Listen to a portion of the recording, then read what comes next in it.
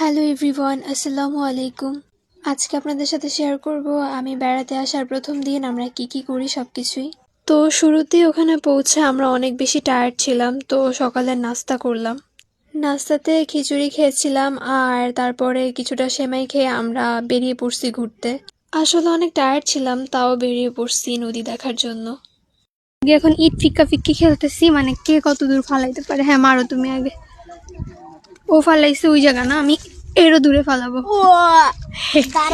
হইছে গিয়া 5 আর 2, 5 আর 2 এর গেম চলতেছে। আবার মারো। আচ্ছা আমি মারি আগে এবার। ওই যে ওই জায়গায় পড়ছে। না না, একটু নিচে, একটু এদিকে পড়ছে, তোমারটা হয় নাই। নদীর পাড়ে যতক্ষণ ছিলাম মন মেজাজ অনেক ভালো ছিল এত সুন্দর আবহাওয়ার জন্য। এবার যতদিনই বেড়ানোর জন্য আসছি পুরাটা টাইমই আমি ঘুরতে ঘুরতেই কাটাইছি, এখানে তো না ওখানে, মানে একটা সেকেন্ড তো আমি রেস্ট করি নাই। ওখান থেকে চলে গেছিলাম ওইখানকার স্থানীয় সবচেয়ে ফেমাস স্কুলে। মূলত এটা একটা প্রাইমারি স্কুল ছিল, তো এখানে অনেক দোলনা টোলনা স্লিপার টিপার ছিল।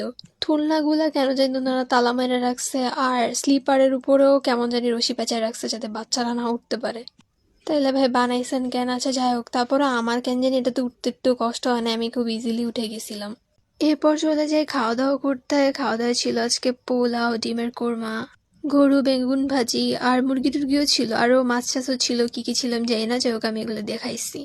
এখানকার মাটির চুলার রান্না খেয়ে আমি এখানকার রান্নার ফ্যান হয়ে গেছি। খাবারের মধ্যে একটা অথেন্টিক টেস্ট পাওয়া যায়। আর এবার গেছিলাম পরে পুরা ঘুরে ঘুরে বিভিন্ন জায়গায় জায়গায় খাওয়া হয়েছে। সব জায়গার খাবারই খুবই মজা লাগছে আমার কাছে। যাই হোক, খাওয়া দাওয়া শেষ করে মিষ্টি খাই।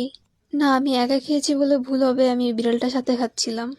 তো যাই হোক, আপনাদের সবাইকে আল্লাহ হাফেজ। ওই দিন আর আমি তেমন কিছু করি নাই, অনেক জার্নি করার কারণে টায়ার্ড ছিলাম।